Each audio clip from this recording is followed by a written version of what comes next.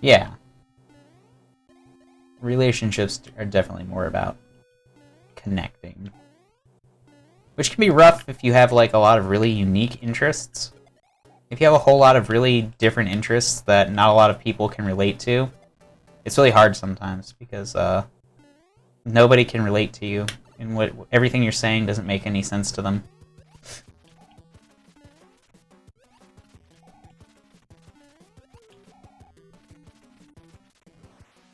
Ah, we messed up. So, people who have, like, a lot of niche interests, I feel like, spend a lot of their time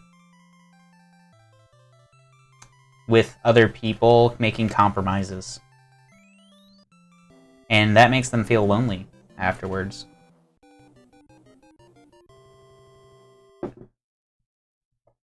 Because they spent all that time doing something they didn't really like because they wanted to spend time with a person they liked.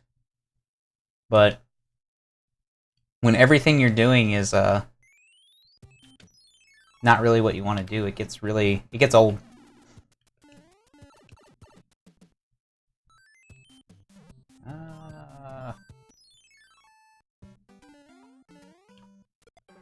And it's nobody's fault. It's like, you like those people, right? You just, uh-oh. Alright. Start and select are my buttons now. You don't dislike them because they're making you do that. You're just tired. Those activities require more effort. Come on! These are like single pixel misses.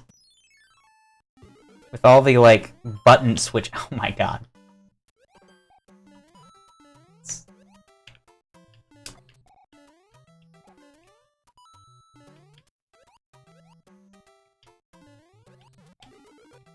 Alright, there's a Lakitu here.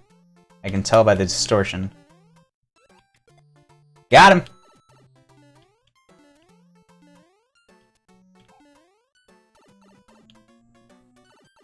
LCJ, that's me.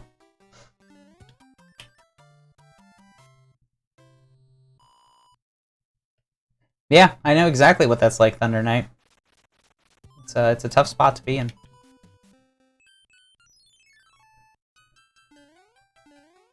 I think that a lot of times that just ends up being a recipe for the type of friendship where you see the person not like every week. You're good friends with them, you like spending time with them, but since you don't do the same things, you spend the time with them that, you know, you can afford with your energy that you have. Oh, God!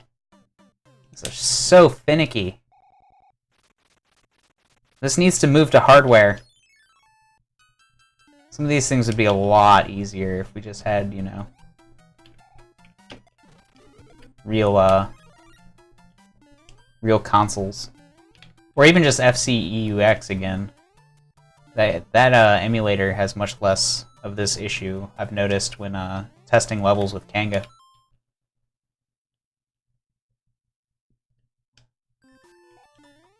Alright, I got my button swapped again.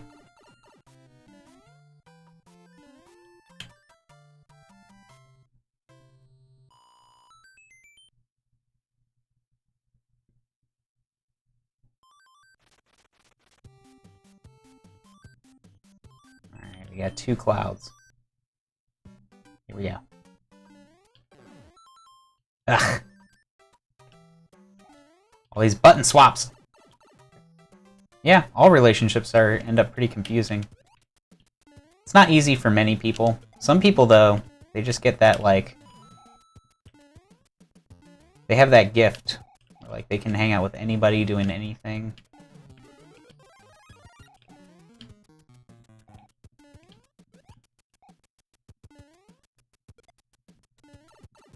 I definitely know some people like that. They just have, like, so many interests. But I find that people like that, they're cool, you know, because they can seemingly do anything and be happy with it. And that makes it, like, convenient for hanging out with them and stuff. But a lot of those people aren't really, like, super into anything. And that becomes, like, its own problem. Like, you're like, alright, I finally found somebody that likes doing this thing with me. Oh, thanks for the tier 1 sub to Mew Mew Fan. Really appreciate it.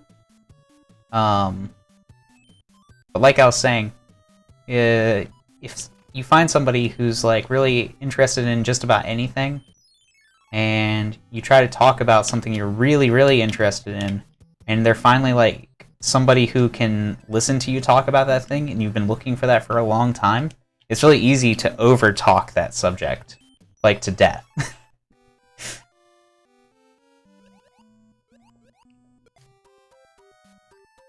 Oh, we fell. Got him!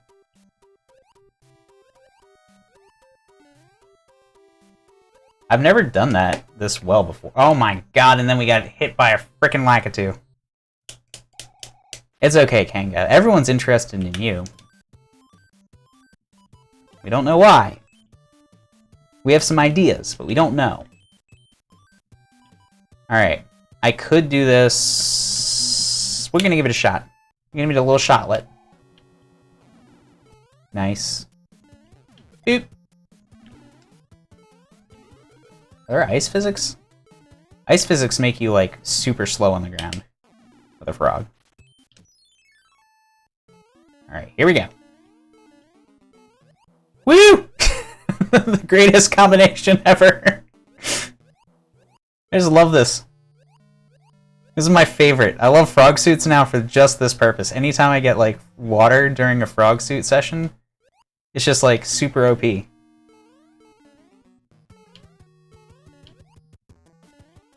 Oh, that was tough. That was in a narrow spot.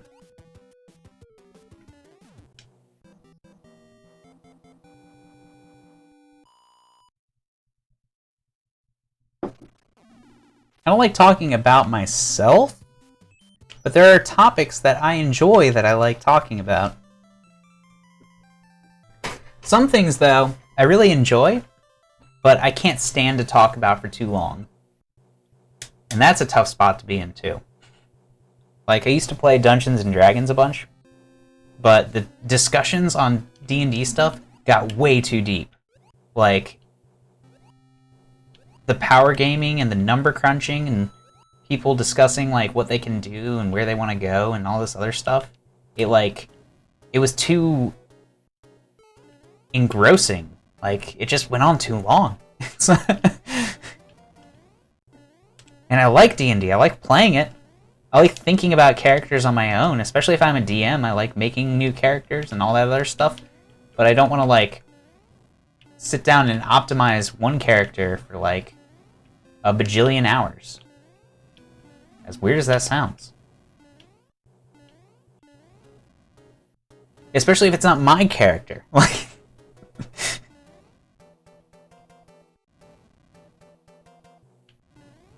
Oh, come on.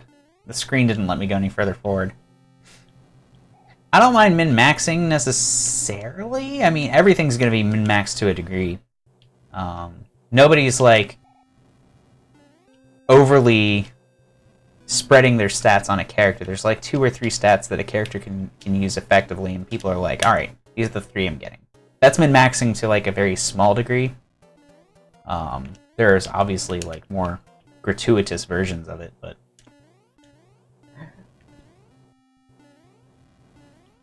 Yeah, I always liked characters that just had really bizarre, like, story stuff. Controls are inverted. Like, my friend Bakes, he made one of the greatest characters of all time. He named it Bakes. And it was just like a bard. Really funny character, though. He, like, really RP'd it well. A lot of my favorite characters ended up being NPCs in future campaigns and stuff, too. So, that comes up a lot.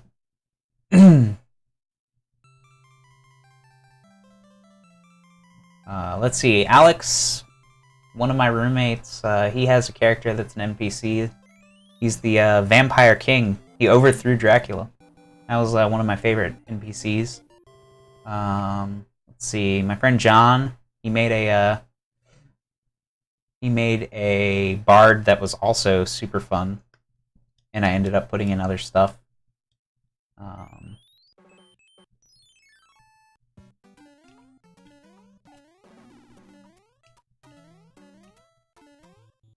Not about a lot of others I can think of in the moment. Something feels wrong. Is it ice or is it...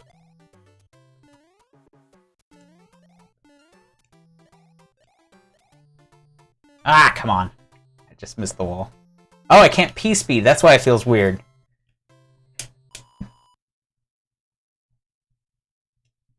Your screen keeps going black. I'm sorry to hear that.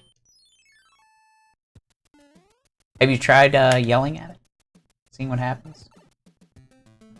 I don't blame people for min-maxing, like, ever. It's like...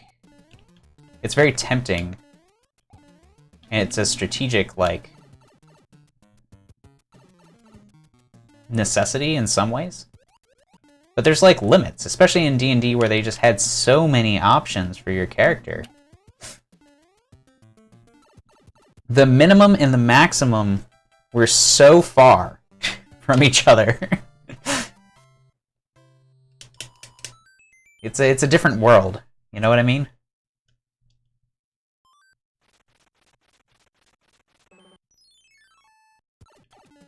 Especially like 3.5. I know 5 is kind of like that. Yeah, you can get broken in D&D and ruin a campaign. You don't even have to be broken. You just have to be a little stronger than everybody else in your party. Ugh, I tried to duck.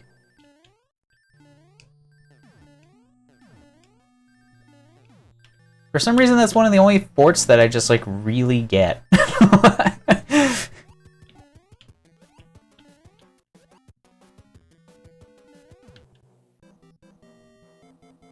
Yeah, you're gonna be good, Thunder Buddy.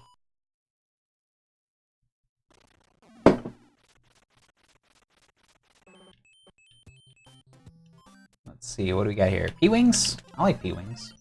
We're gonna use a P-Wing, possibly get a P-Wing. We got extra P-Wings, so why not?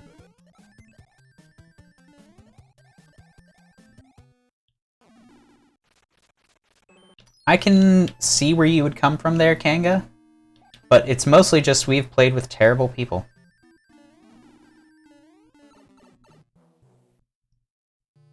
I mean, not everybody in the campaigns we played together were terrible, but all those were pretty short-lived for a reason.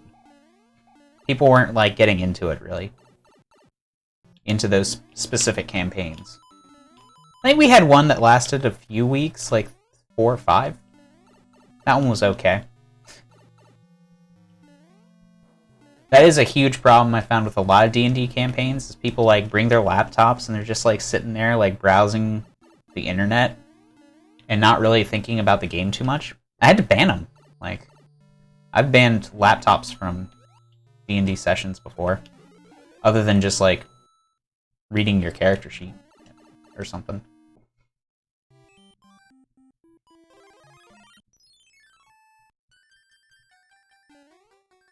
I hate this level with a passion. I hate it as much as that one comedian hates Pachelbel.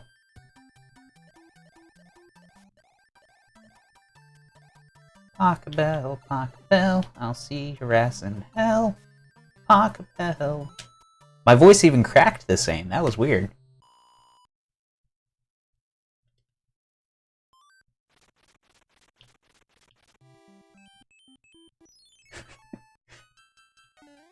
I mean, there's always going to be, like, side discussions and stuff. That's different. It's different when it's, like, a genuine side discussion to D&D, you know? Like, people are just talking about something that is interesting by its own merit.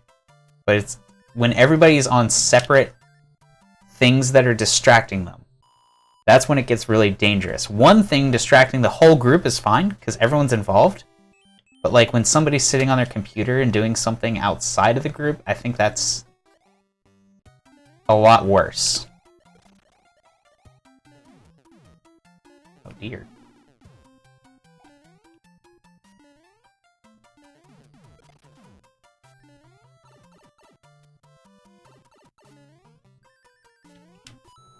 No! Get starred!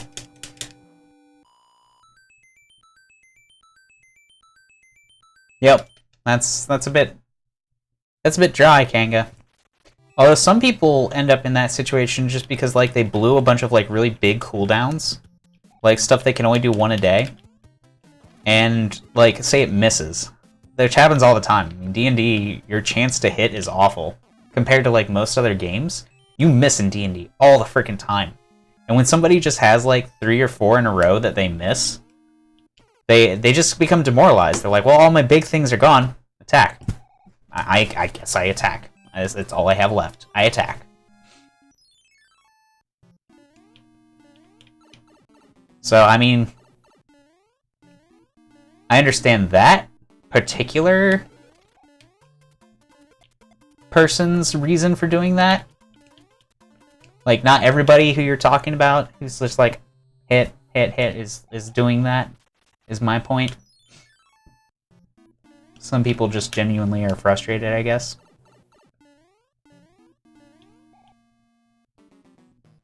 Okay.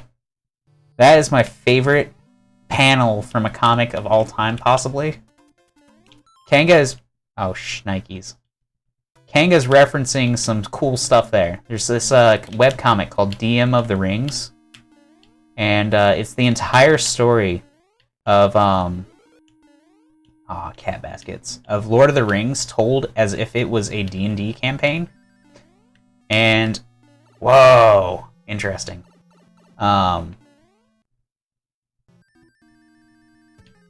The scene where Legolas is fighting, like, on Helm's Deep is hilarious. Damn it! It got me!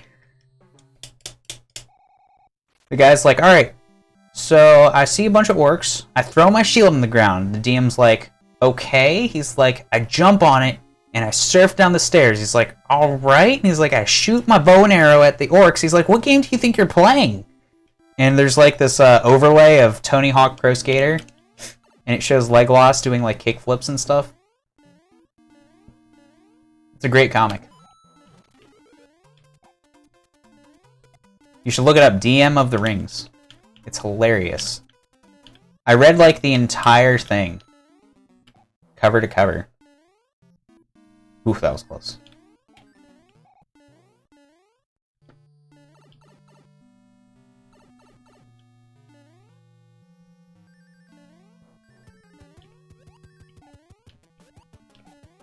If you just take like 2 or 3 steps and do a full jump, the boom boom, you're always like right above the boom boom. It's almost frame perfect.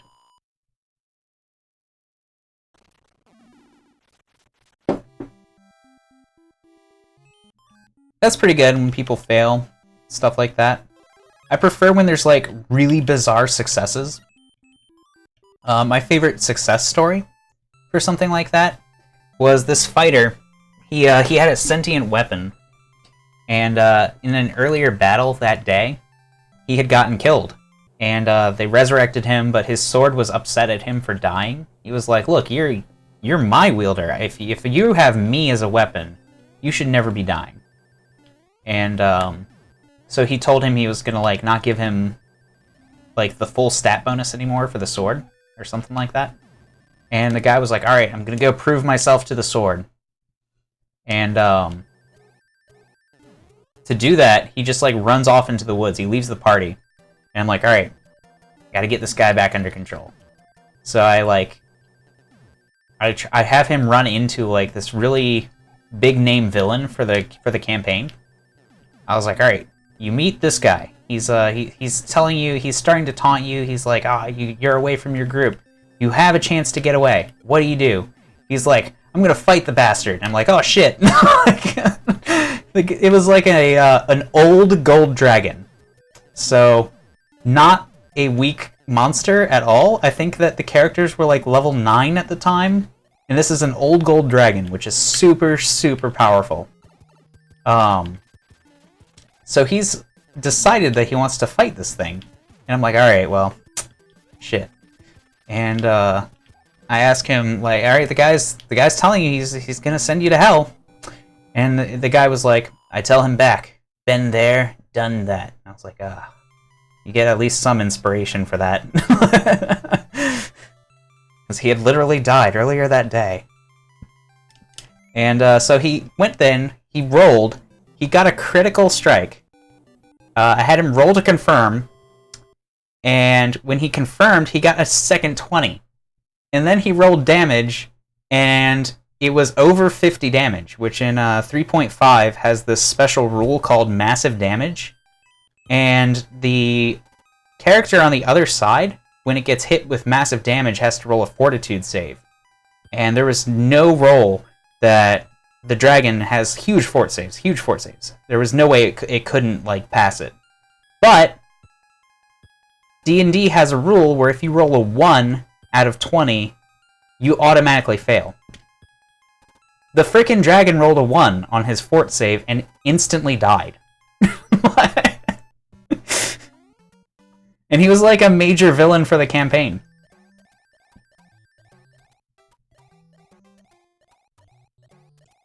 That's just like... That's so many coincidences in a small period of time. It was nuts. Huh, I'm not used to there being a guy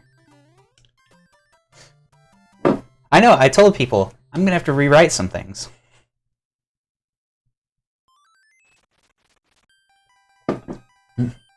Be right back while I rewrite the plot.